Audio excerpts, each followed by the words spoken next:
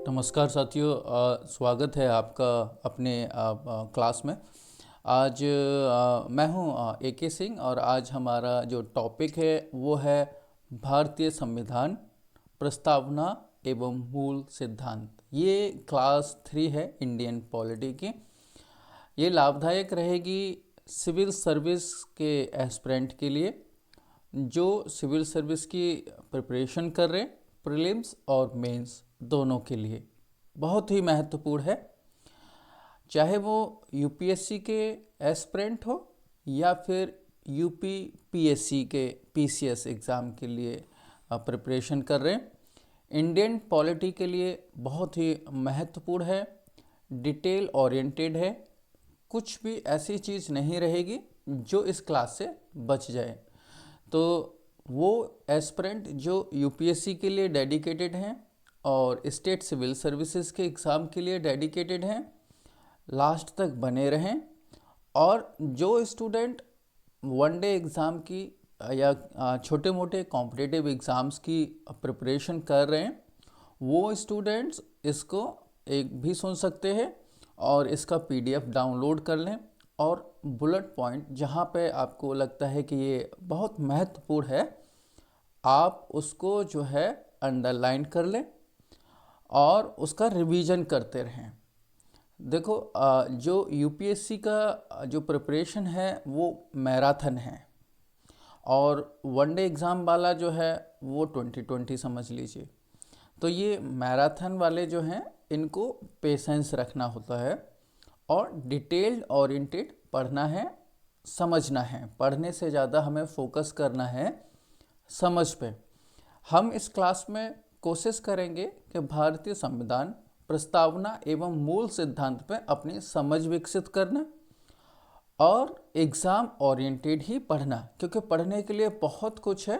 तो हम इधर उधर का न पढ़ के टू द पॉइंट ही पढ़ेंगे और वही आगे जो है फॉलो करेंगे। क्लास शुरू होने से पहले अगर आप हमारा टेलीग्राम चैनल ज्वाइन करना चाहते हैं और किसी भी प्रकार की PDF डाउनलोड करना चाहते हैं तो आप हमारा टेलीग्राम चैनल ज्वाइन कर सकते हैं। आप टेलीग्राम चैनल जो ऐप है उसको ओपन कीजिए, सर्च बॉक्स में जाइए, वहाँ सर्च कीजिए AKS जादौन और आप हमें वहाँ ज्वाइन कीजिए। आपको सारी PDF जो क्लास से रिलेटेड हैं वह फ्री में उपलब्ध हो जाएंगी। आप डाउनलोड कर लीजिए रिवीजन के पॉइंट ऑफ व्यू से और उसको पढ़ते रहिए। देखो, सक्सेस का एक मंत्र है UPSC के लिए, या आप हम कह सकते हैं सिविल सर्विस के लिए, कि आपका रिवीजन, अगर आपने एक बार पढ़ा तो एक बार रिवीजन, फिर पढ़ा फिर रिवीजन, यानी कि रिवीजन एक की है जो आपको आपकी यात्रा में जो सिविल सर्विसेज का जो एग्ज़ाम है वहाँ तक सही सलामत और ऐसे मान लीजिए कि फर्स्ट AC में बैठाल के ले जाएगी। तो उम्मीद है ये क्लास आपके लिए बहुत महत्वपूर्ण रहने वाली है। हम स्टार्ट करते हैं। आज का हमारा टॉपिक है भारतीय संविधान की प्रस्तावना, preamble to the constitution of India. भारतीय संविधान की प्रस्तावना भारतीय संविधान का प्रारंभ हिस्सा है।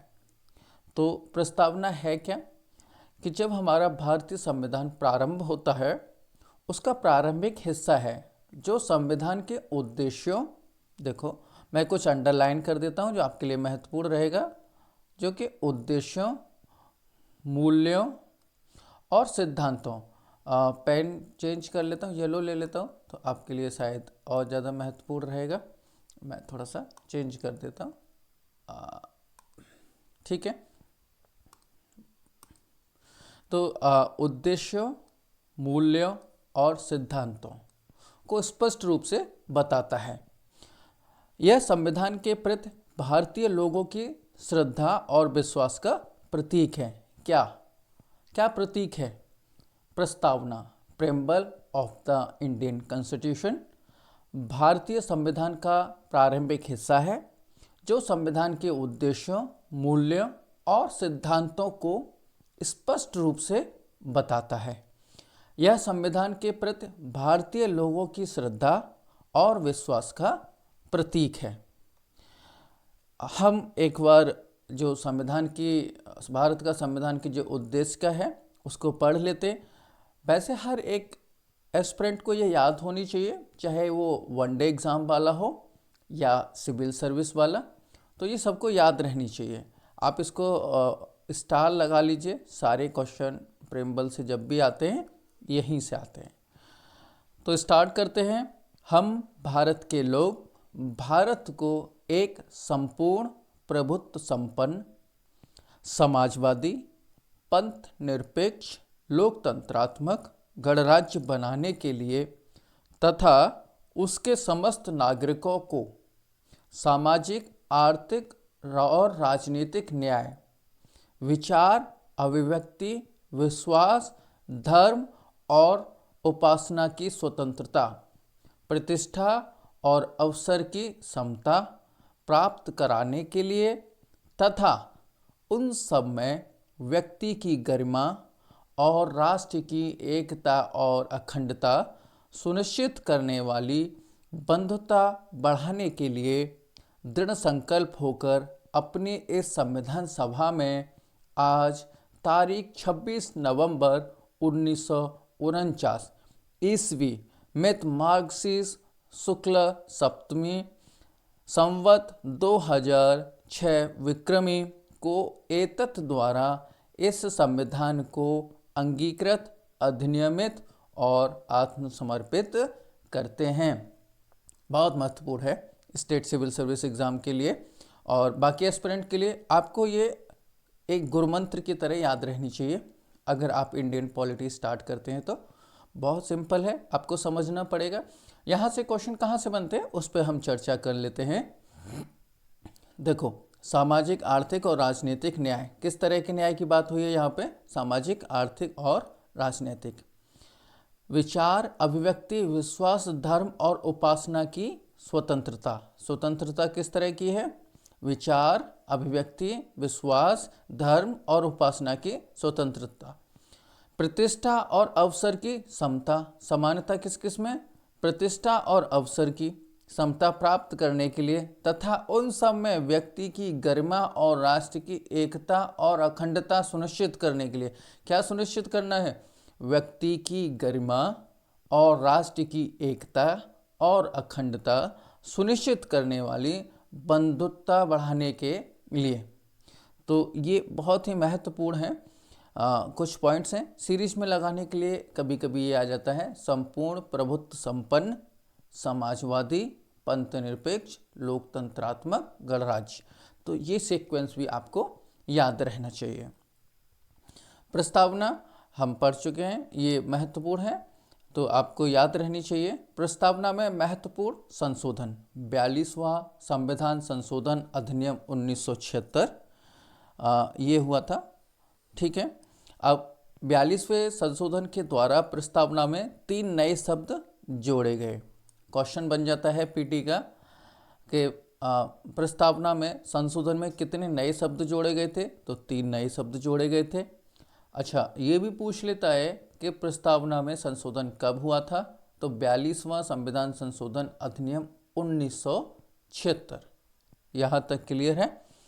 समाजवादी, धर्मनिरपेक्ष, एकता और अखंडता, यूनिटी एंड इंटीग्रिटी, तो ये 3 नए शब्द जोड़े गए। प्रस्तावना का अध्ययन स्वरूप क्या है? हम भारत के लोग के संकल्प के साथ समाजवादी, धर्मनिरपेक्ष और राष्ट्र के स्वरूप को स्पष्ट करने के लिए जोड़ा गया।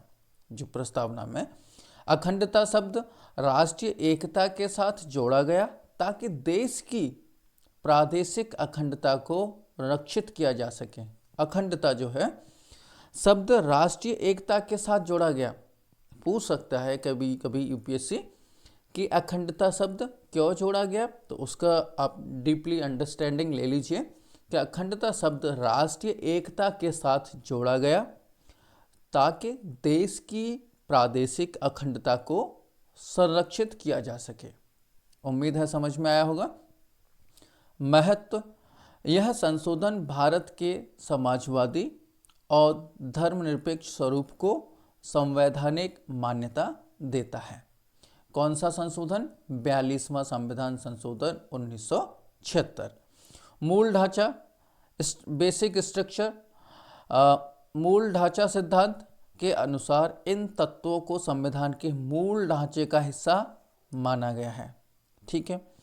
42वां संशोधन आपातकाल, इमरजेंसी के दौरान इंदिरा गांधी सरकार द्वारा पारित किया गया था। पूछ सकता है वनडे एग्जाम में 42वां संशोधन कब पारित किया गया था, किसके काल में पारित किया गया था? तो आपातकाल में इंदिरा गांधी सरकार द्वारा पारित किया गया था। प्रस्तावना के मुख्य उद्देश्य की ऑब्जेक्टिव्स, सामाजिक, आर्थिक और राजनीतिक न्याय हम पहले डिस्कस कर चुके हैं, लेकिन फिर यहाँ डिटेल्ड में समझ लेते हैं किस तरह के न्याय के बारे में बात हुई है प्रस्तावना में। सामाजिक, आर्थिक और राजनीतिक न्याय। संविधान का उद्देश्य सभी नागरिकों को, सभी का मतलब सभी, एसटी, एसटी, ओबीसी, जनरल और बाकी जो भी बसता है जो भारत का नागरिक है, सभी के लिए, मतलब सभी का मतलब सभी नागरिकों को समानता का अधिकार और अन्याय के खिलाफ सुरक्षा प्रदान करना है। किस चीज़ का? सामाजिक, आर्थिक और राजनीतिक न्याय का उद्देश्य सभी नागरिकों को समानता का अधिकार और अन्याय के खिलाफ सुरक्षा प्रदान करना है। उम्मीद है क्लियर है ये। समाजवाद, धर्मनिरपेक्षता और लोकतंत्र यह सिद्धांत संविधान के मूल स्वरूप को निर्धारित करते हैं, जिसमें प्रत्येक नागरिक को स्वतंत्रता, समानता और भ्रातृत्व की गारंटी है। आप मेरी बात को समझने की कोशिश करो कि ये की पॉइंट्स पूछे जाते हैं एग्ज़ाम में, इसलिए इस पर मैं बहुत ही फोकस होकर ये आपको समझा रहा हूँ। एक बार दोबारा समझ लो। समाजवाद, धर्मनिरपेक्षता और लोकतंत्र यह सिद्धांत संविधान के मूल स्वरूप को निर्धारित करते हैं, जिसमें प्रत्येक नागरिक को स्वतंत्रता, समानता और भ्रातृत्व की गारंटी है। विधि के समक्ष समानता, सभी व्यक्तियों को विधि, समानता और उनके अधिकार की रक्षा दी जाती है। व्यक्तित्व की अभिव्यक्ति और सम्मान के साथ स्वतंत्रता, यह सभी नागरिकों को व्यक्तिगत स्वतंत्रता और विचार अभिव्यक्ति की स्वतंत्रता का अधिकार देता है। राष्ट्रीय एकता और अखंडता, यह संविधान राष्ट्रीय एकता और अखंडता को सुनिश्चित करने के लिए तैयार किया गया है। राष्ट्रीय एकता और अखंडता, समझो इसको, इस वाले पैराग्राफ को आप फोकस होकर समझो। राष्ट्रीय एकता और अखंडता, यह संविधान राष्ट्रीय एकता और अखंडता को सुनिश्चित करने के लिए तैयार किया गया है। भारतीय संविधान की प्रस्तावना में इन 9 मुख्य तत्वों को शामिल किया गया है। तो कितने तत्वों को शामिल किया गया है? 9 को। ठीक है। संप्रभुता, समाजवाद, धर्मनिरपेक्षता, लोकतंत्र, गणराज्य, न्याय, स्वतंत्रता, समानता और बंधुत्व। कितने तत्व हैं? 9 हैं। आपको याद होने चाहिए, स्टार लगा लीजिए, महत्वपूर्ण है। ठीक है। यह तत्व भारत को एक समानता, स्वतंत्रता और न्याय पर आधारित कल्याणकारी राज्य बनाने की दिशा में मार्गदर्शन करते हैं। ठीक है। मुख्य तत्वों को समझ लेते हैं। संप्रभुता, भारत के एक संप्रभु राष्ट्र है। भारत एक संप्रभु राष्ट्र है, जिसका अर्थ है कि भारत स्वतंत्र है और किसी भी बाहरी शक्ति के नियंत्रण में नहीं है। जैसे आपने देखा होगा, बहुत सारी, जैसे इंस्टाग्राम यूनिवर्सिटी है, व्हाट्सएप ग्रुप यूनिवर्सिटी है या फेसबुक यूनिवर्सिटी है। इस तरह की यूनिवर्सिटियों में एक चर्चा चलती है कि हम भारत जो है देश 1947 में अंग्रेज़ों ने लीज पे आज़ाद किया था। तो ये बात अच्छी तरह से समझ लीजिए।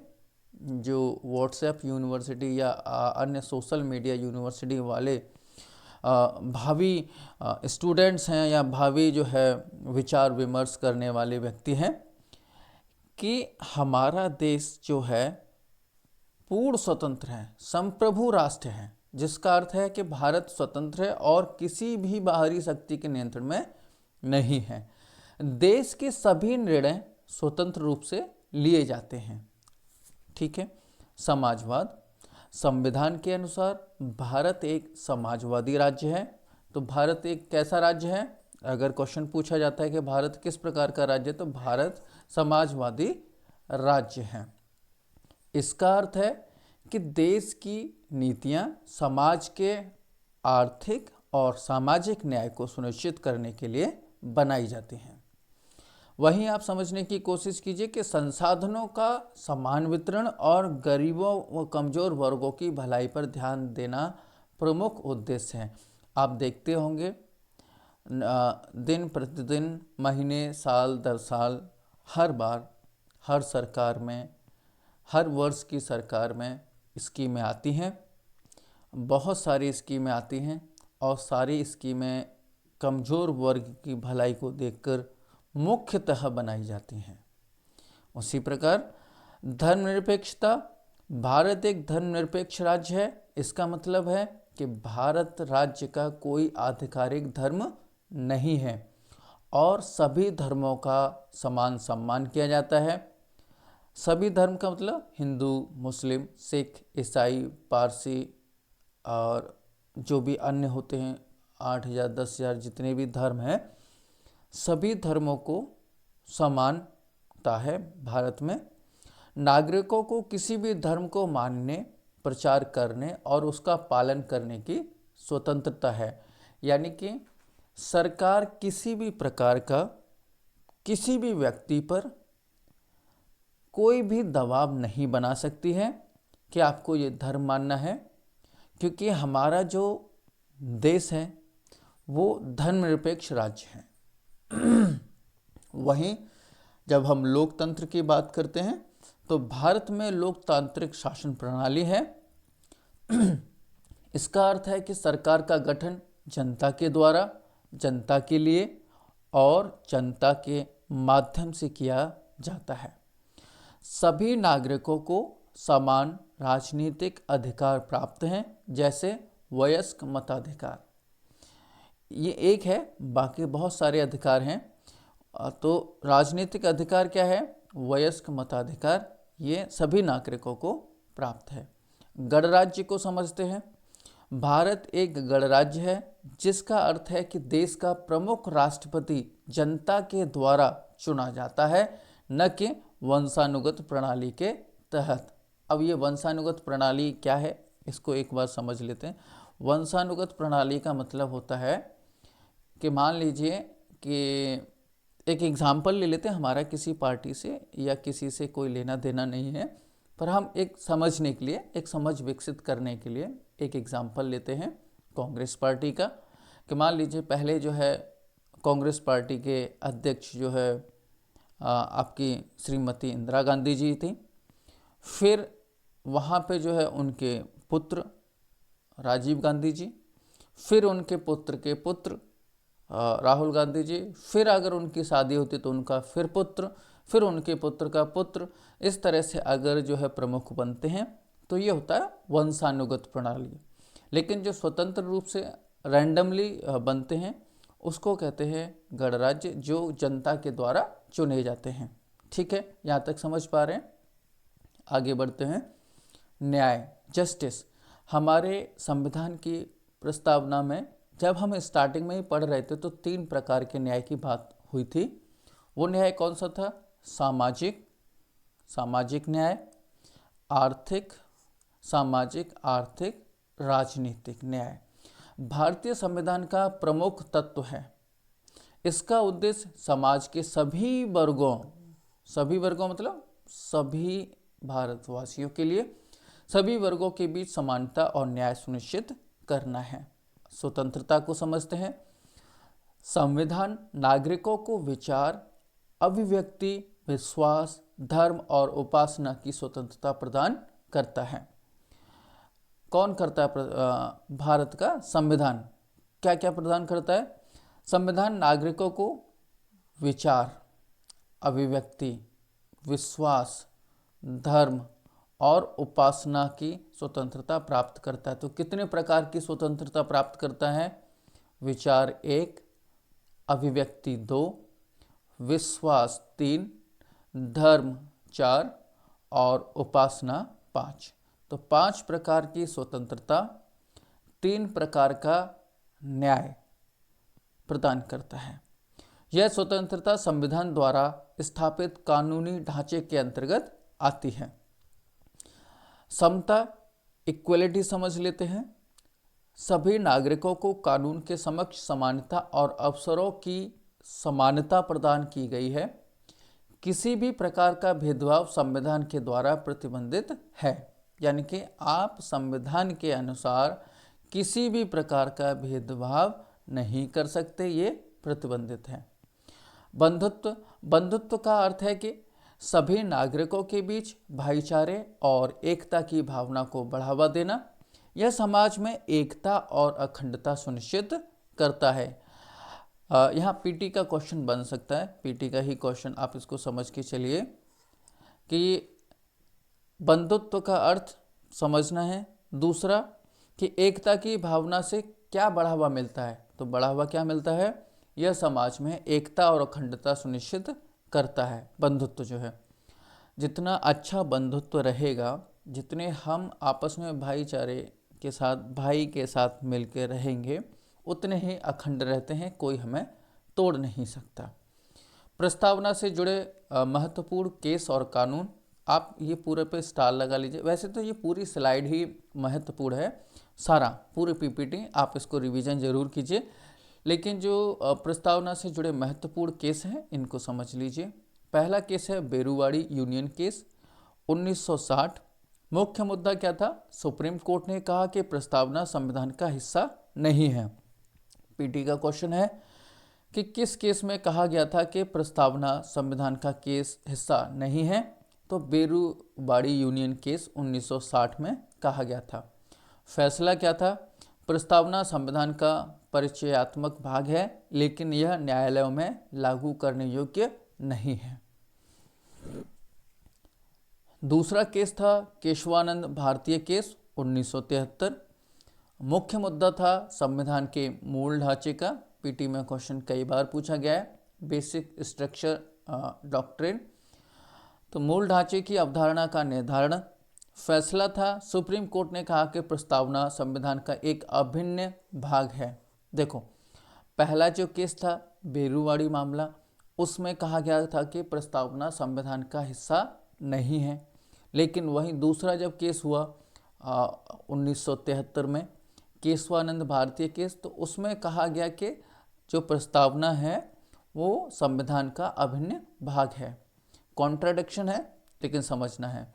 यह संविधान के उद्देश्य और मंशा को दर्शाती है। पीटी का क्वेश्चन किस तरह से बनेगा? पीटी का क्वेश्चन बनेगा कि किस केस में कहा गया था कि प्रस्तावना संविधान का हिस्सा नहीं है? तो बेरूवाड़ी मामला। और पूछा जाए कि किस केस में कहा गया था कि प्रस्तावना संविधान का अभिन्न भाग है? तो केशवानंद भारती मामला। प्रस्तावना का महत्व, यह संविधान के मूल ढांचे के संरक्षण में महत्वपूर्ण भूमिका निभाती है। SR Bommai case 1994।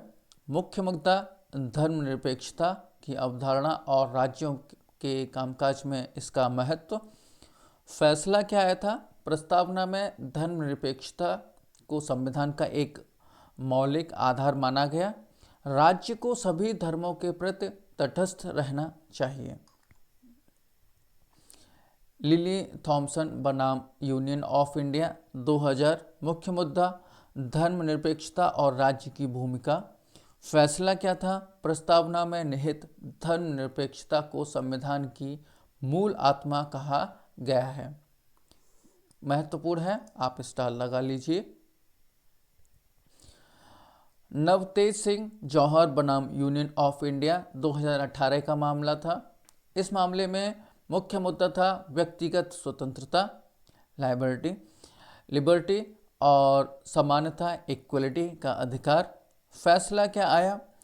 प्रस्तावना के तत्वों जैसे समानता और व्यक्तिगत स्वतंत्रता की सुरक्षा के आधार पर धारा 377 असंवैधानिक करार दिया गया। तो ये पीटी का क्वेश्चन बन सकता है कि किस मुद्दे में या किस फैसले में धारा 377 को असंवैधानिक करार दिया गया था। आप बता सकते हैं नवतेज सिंह जौहर बनाम यूनियन ऑफ इंडिया 2018 के केस में।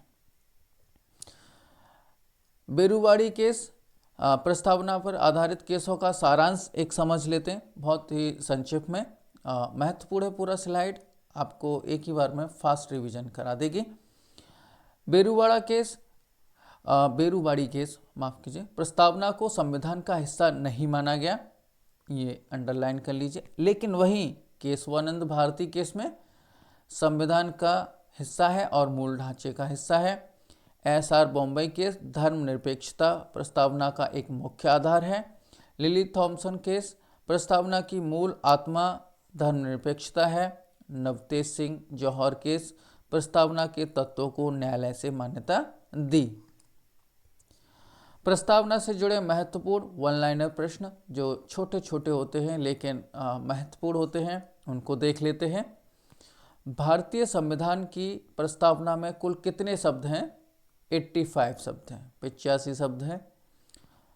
प्रस्तावना में कौन कौन से मूल तत्व कीवर्ड्स हैं? संप्रभु, समाजवादी, धर्मनिरपेक्षता, लोकतांत्रिक और गणराज्य, ये मूल तत्व हैं। भारतीय संविधान की प्रस्तावना को किसके द्वारा संविधान की आत्मा कहा गया? तो डॉक्टर BR अम्बेडकर। ये सारे क्वेश्चन पूछे गए हैं एग्जाम्स में, इसलिए ये महत्वपूर्ण हो जाते हैं। प्रस्तावना से जुड़े महत्वपूर्ण प्रश्न और देख लेते हैं। प्रस्तावना में संशोधन की अनुमति किस अनुच्छेद के तहत है? तो अनुच्छेद 368। ठीक है, अनुच्छेद 368 के तहत आप प्रस्तावना में संशोधन कर सकते हैं। भारतीय संविधान की प्रस्तावना में कौन सा संशोधन किया गया था? तो 42वां संविधान संशोधन 1976। 42वें संशोधन में कौन कौन से शब्द जोड़े गए थे? तो 3 शब्द जोड़े गए थे, हमने वहाँ पढ़ा था, समाजवादी, धर्मनिरपेक्ष और अखंडता। भारतीय संविधान की प्रस्तावना का कौन सा भाग न्यायालय द्वारा परिवर्तनीय नहीं है? तो प्रस्तावना किन प्रमुख सिद्धांतों पर आधारित है? समानता, स्वतंत्रता, न्याय और बंधुत्व।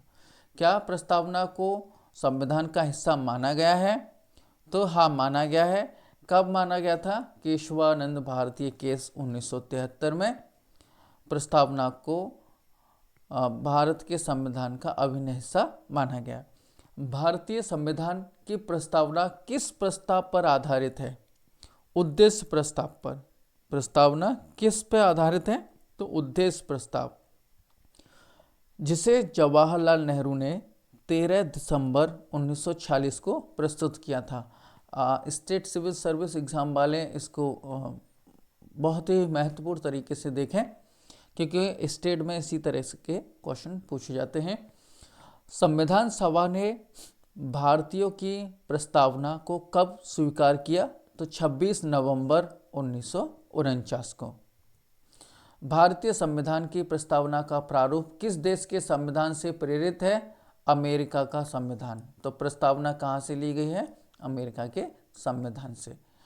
प्रस्तावना में न्याय के कितने प्रकार का उल्लेख किया गया है? तो 3 प्रकार का, सामाजिक, आर्थिक और राजनीतिक न्याय। प्रस्तावना में उल्लेखित शब्दों का सही क्रम बताइए। बहुत ही महत्वपूर्ण है, स्टार लगा लीजिए रिवीजन के पॉइंट ऑफ व्यू से। संप्रभु, समाजवादी, धर्मनिरपेक्ष, लोकतांत्रिक, गणराज्य। अखंडता शब्द किस संशोधन के द्वारा जोड़ा गया था? तो 42वां संविधान संशोधन 1976। प्रस्तावना पर आधारित यूपीएससी सिविल सर्विस एग्ज़ाम के PYQ। भारत के संविधान की प्रस्तावना है, क्या है भारत के संविधान की प्रस्तावना? संविधान का ऑप्शन ए, संविधान का एक हिस्सा लेकिन इसका कोई कानूनी प्रभाव नहीं है। ऑप्शन बी, संविधान का हिस्सा नहीं है और इसका कोई कानूनी प्रभाव नहीं है। तो ये दोनों तो नहीं होंगे, इन दोनों को कट कर लीजिए। संविधान का एक भाग और इसका कानूनी प्रभाव किसी अन्य भाग के समान ही है, नहीं। संविधान का एक हिस्सा लेकिन अन्य हिस्सों से स्वतंत्र रूप से, इसका कोई कानूनी प्रभाव नहीं है। तो संविधान का एक हिस्सा है लेकिन अन्य हिस्सों से स्वतंत्र है, स्वतंत्र रूप से, इसका कोई कानूनी प्रभाव नहीं है। ऑप्शन डी इसका सही आंसर है। प्रस्तावना, निम्नलिखित में से कौन सा उद्देश्य प्रस्तावना में सन्निहित नहीं है? कौन सा उद्देश्य शामिल नहीं है? विचारों की स्वतंत्रता, आर्थिक स्वतंत्रता, आर्थिक अभिव्यक्ति की स्वतंत्रता, विश्वास की स्वतंत्रता। देखो, सामाजिक, आर्थिक, राजनीतिक, न्याय की बात हुई थी, तो ये वाला इसका आंसर हो जाएगी। ये न्याय के लिए है, स्वतंत्रता के लिए नहीं। स्वतंत्रता, विचार, अभिव्यक्ति और विश्वास। प्रस्तावना के संबंध में निम्नलिखित में से कौन सा कथन सही है? ये UPSC के 2015 में पूछा गया था। यह कानून की अदालत में लागू करने योग्य नहीं है। बात सही है कि जो है प्रस्तावना जो है कानूनों की अदालत में लागू नहीं की जाएगी। सुप्रीम कोर्ट ने फैसला सुनाया कि यह संविधान का हिस्सा नहीं है। नहीं, पहले सुनाया था, लेकिन केशवानंद भारती मामले में ये हिस्सा हो गई थी, तो ये सही नहीं है।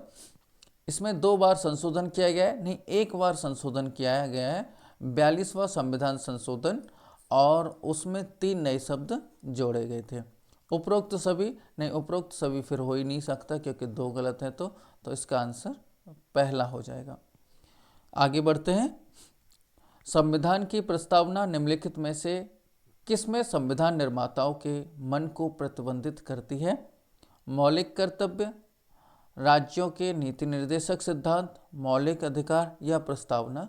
तो सही आंसर इसका है प्रस्तावना। बहुत ही महत्वपूर्ण क्वेश्चन रहे, क्लास बहुत महत्वपूर्ण है, बहुत अच्छा कंटेंट है। आप इसको पढ़िए, पढ़ते रहिए, रिवीजन करते रहिए, यही सक्सेस की एक की है। उम्मीद है आपको ये क्लास पसंद आई होगी, आपके लिए लाभदायक रहेगी, आपके एग्ज़ाम के लिए लाभदायक रहेगी। लाइक, शेयर, सब्सक्राइब करना ना भूलें। अपना सपोर्ट देते रहें। किसी भी प्रकार का कोई क्वेश्चन या कोई कन्फ्यूजन है तो आप हमें कमेंट बॉक्स में लिख सकते हैं। और अगर आप चाहते हैं कि किसी और टॉपिक को लेके हम एक्सप्लेनेशन दें, तो आप उस टॉपिक का भी नाम हमारे कमेंट बॉक्स में लिख सकते हैं। पढ़ते रहिए, आगे बढ़ते रहिए। बहुत बहुत धन्यवाद। Thank you, all the best, bye.